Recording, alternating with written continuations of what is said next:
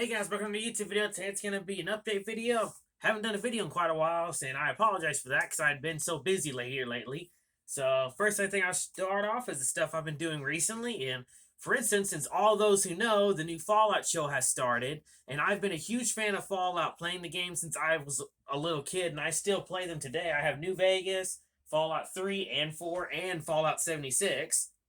And I've always wanted to get my hands on a few of the weapons from the games. But I looked online, and all those 3D printed ones just really ain't what I like. I personally think if you're going to make a replica, at least make it look as real as possible. And 3D printing just doesn't cut it for me.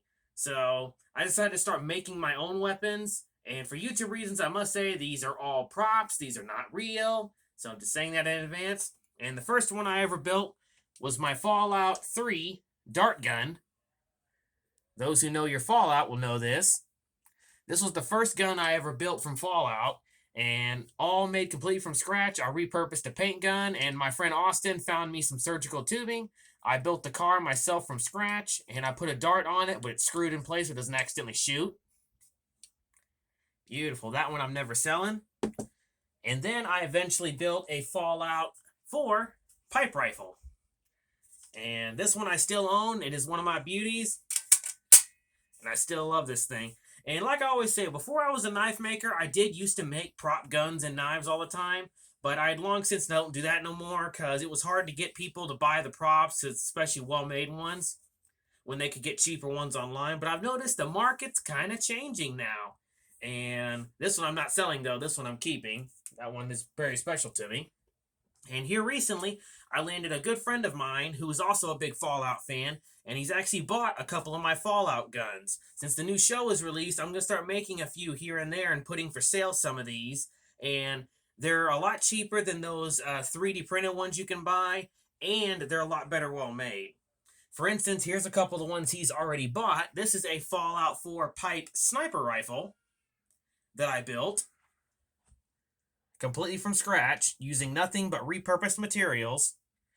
And I even reused a piece of PVC and even made the sights that you see in the game. And again, all materials that I could easily get a hold of. And I built this without an issue, and I've already sold this one. This one's only about $40. That's it. Which is a lot cheaper than those ones you can get online. And I even made it to where the silencer is also removable. So then it's just a regular rifle. Still beautiful. My buddy's looking forward to picking this one up. And then I also built the Fallout 4 pipe pistol, my apologies. And again, another thing I will say is I don't make these to be exact replicas because I don't want to risk getting copyright claimed. I just want to say that out loud. So these aren't exact replicas to the ones in the game. These are just replicas I made myself in my own workshop with the best of my abilities. But I try to copy them as close as possible, even going down to the finer details like the sights and the way the screws are put in place. Really beautiful. This one's already been sold too. This one's also $40. I already sold this one too to a buddy of mine. Beautiful. And I'll be making another one of these that I can put a silencer and stuff on. Again, YouTube reasons. These are not real. These are just props. And recently, y'all saw the YouTube video I did of this, or YouTube short, and that's this. This is a replica of the Fallout 4 short barrel sniper rifle. You can find this along the Fallout game when you're playing it, and sometimes even the raiders will have these, and they'll drop it. You'll find either this version or the shortened version, unmodded. And this one I decided to give it a longer barrel because a lot of my friends were recommending that. Again, this is not an exact replica of the one in the game. This is just one that I personally made to the best of my knowledge. I even copied the checkering and copied all the finer details and even gave it a functioning bolt. And you can even put fake ammunition in it. Add that realism to it. And I even put a fake magazine pouch right here. Again, it's just a prop, not meant to be real. I'll stain it and get this done. This one I'm actually keeping for myself. I'm not selling this one. And I think that's all of them. There is another one I'm currently making, but that one is in the dry rack right now because I had to do a few touch-ups on it. And again, what makes mine a bit different, and I've told a few of my buddies this, is these actually feel like you're holding legit firearms. These don't feel like you're holding just pieces of plastic. They're made out of real metal, real wood, real screws, the whole 9 yards. But they don't shoot anything. They are just for looks and for cosplay purposes only. And, but like I said, I never knew I'd be doing this again several years later, so it's good to get back to where I first started, and that's making props, because again, it's what I used to do, and I still love doing it every now and then. And with the new Fallout series coming out, I might start making a few more and putting them for sale, so that way people can get their own versions. And speaking of prop, I also recently purchased this, you saw in a short that I did. This is a Denix Prop 18th Century Flintlock.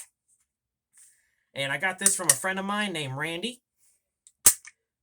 Beautiful. It was only $40, so I can't really complain. And I know these are roughly about $80 to $100, even up to $200 new. Again, it's just for looks. It's not meant to be a real firearm.